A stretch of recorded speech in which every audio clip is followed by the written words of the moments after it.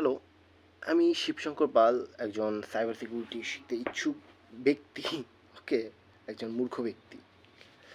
যাই হোক, তো এটা আমার বাড়ি, এটা ভাঙা বাড়ি। সো তার মধ্যেও আমি সাইবার সিকিউরিটি শেখার স্বপ্ন দেখছি। তোমরাও পারবে অবশ্যই। সো চাকরি হোক বা না হোক, আমরা শিখতে তো অসুবিধা নেই, তাই না? তো সাইবার সিকিউরিটির যে বিভিন্ন টার্মিনোলজিস রয়েছে, সেগুলো হচ্ছে কি, যে প্রথমেই আমরা যে সাইবার সিকিউরিটি ফিল্ডে ব্যবহার করি সেটা হচ্ছে অ্যান্টিভাইরাস। অ্যান্টিভাইরাস ব্যাপারটা কি? এটা একটা সফটওয়্যার যেটার কাজ কি, কাজ হচ্ছে তোমার যে বিভিন্ন ধরনের ম্যালিশিয়াস সফটওয়্যার রয়েছে, সফটওয়্যার সেটাকে ডিটেক্ট করা এবং সেটাকে তারপর রিমুভ করে দেওয়া। অর্থাৎ ডিটেক্ট করে সেটাকে রিমুভ করে দেবে, সেটাই কাজ আর কি মেনলি অ্যান্টিভাইরাস। যদি বলি আমি অ্যান্টিভাইরাস কীভাবে কাজ করে, তাহলে তারা যে বললাম না হ্যাশ ফাংশনটাকে, যে তোমার যাদের যে ম্যালিশিয়াস যে ফাইলসগুলো রয়েছে সেগুলোর যে হ্যাশ ফাংশন, সেটাকে কনভার্ট করে সেটাকে দেখছে যে সেটা ম্যালিশিয়াস কি না, মানে জাস্ট প্রুফ করছে। অ্যান্টিভাইরাস সফটওয়্যার যে একটা ডেটাবেস রয়েছে তাদের, ওই ডেটাবেসের মধ্যে সমস্ত ম্যালিশিয়াস যে ফাইলসগুলো রয়েছে সেগুলো লাগানো থাকে এবং সেটাকে স্ক্যান করে যে হ্যাঁ, এই ফাইলটা কি এই হ্যাশ ফাংশনের অন্তর্গত কি না। সো এইভাবেই মেনলি আর কি অ্যান্টিভাইরাস সফটওয়্যার কাজ করে।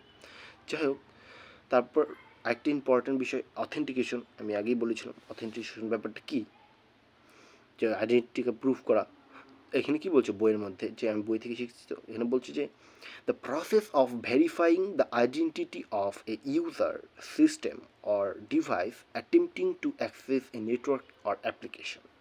মানে কি, একজন একটা প্রসেস যেটার মাধ্যমে কী করা হচ্ছে, ইউজারের যে সিস্টেম অর্থাৎ ডিভাইস সেটাকে আইডেন্টিটিটাকে প্রুফ করছে, তাই না? এই বিষয়টা হচ্ছে অথেন্টিকেশন। আর অ্যাটাকার ব্যাপারটা কী হচ্ছে, অ্যাটাকার কি, যেটা খারাপ লোক।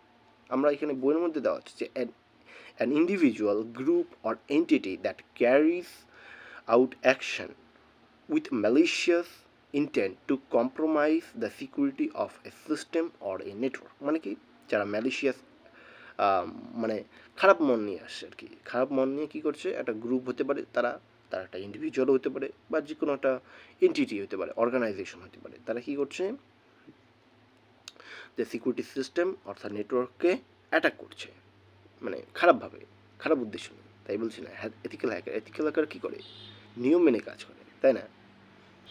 তো অথরাইজেশন ব্যাপারটাও আমি বলেছিলাম যে তাকে কী করবে, গ্র্যান্ট করবে, অর্থাৎ অথেন্টিক আইডেন্টিটিকে প্রুফ করার জন্য তার করার পরে তার কতটুকু ক্ষমতা সেটাকে বোঝাবে। এই বইয়ের মধ্যে কী লিখেছে বলে একটু, the granting of permission or privilege to an authenticated entity to access specific resources or platform actions, যেটা আমি বললাম আর কি। আরেকটা হচ্ছে সাইবার থ্রেট ইন্টেলিজেন্স। ব্যাপারটা কী হচ্ছে, মানে সাইবার থ্রেট ইন্টেলিজেন্স হচ্ছে যে আপনারা জানবেন যে ওয়েসেন্ট, অর্থাৎ ওয়েসেন্ট ব্যাপারটা কি হচ্ছে, ওপেন সোর্স ইন্টেলিজেন্স। ওকে, ওপেন সোর্স ইন্টেলিজেন্স মানে ইনফরমেশন গ্যাদারিং করার জন্য এর জন্য একটা ফ্রেমওয়ার্কও রয়েছে।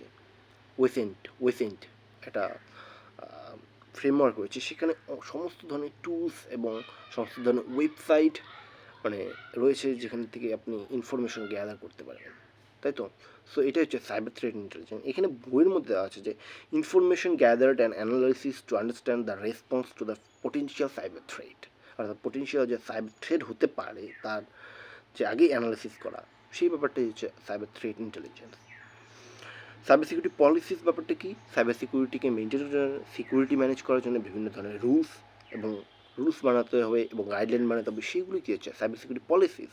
অর্থাৎ কীভাবে আমাদের অর্গানাইজেশনটাকে সিকিউরলি চালাতে হবে সেই বিষয়ে একটা গাইডলাইন। অর্থাৎ গাইডলাইন আর রুলস কিন্তু আলাদা। রুলস মানে মেন মানতেই হবে, আর গাইডলাইন মানে একটা জাস্ট মানতে হবে না, কিন্তু এটা আপনাকে হেল্প করবে, তাই তো? ডেটা ইন রেস্ট, আপনারা জানেন যে যখন ডেটাটাকে স্টোর করা হয় এবং কোনো কাজ করা হয় না, স্টোরই থাকে শুধু, সেটা হচ্ছে data in rest. Data in motion, অর্থাৎ ডেটাটা যখন তোমার কোনো দিক থেকে চলছে, অর্থাৎ এখানে কি বলছে দেখি, data that are actively being transmitted between system over a network, মানে সেই নেটওয়ার্ক দিয়ে চাচ্ছে, তাই না? ডেটা যখন চাচ্ছে তখন data in motion. Data in use, যখন ডেটাকে প্রসেসিং করা হচ্ছে সেটা data in use. Incident response, অর্থাৎ আপনার সাইবার সিকিউরিটি হয়ে গেছে, মানে সাইবার ক্রাইম অলরেডি হয়ে গেছে, সেখানে রেসপন্স করতেছেন আপনি কী দিয়ে?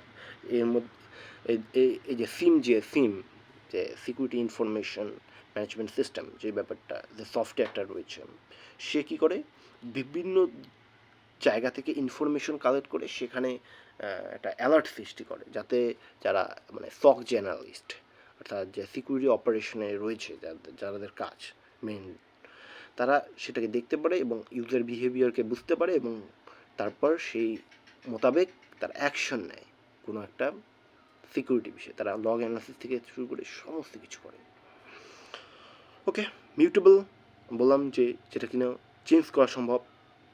আর প্যাচ ব্যাপারটাকে আমরা অফটিন ইউজ করি, যে আমরা প্যাচ, সাইবার সিকিউরিটি ফিল্ডে প্যাচ কথাটা খুবই ইউজ হয়, বিশেষত সফটওয়্যার, যে প্যাচ করতে হবে সফটওয়্যার, মানে কি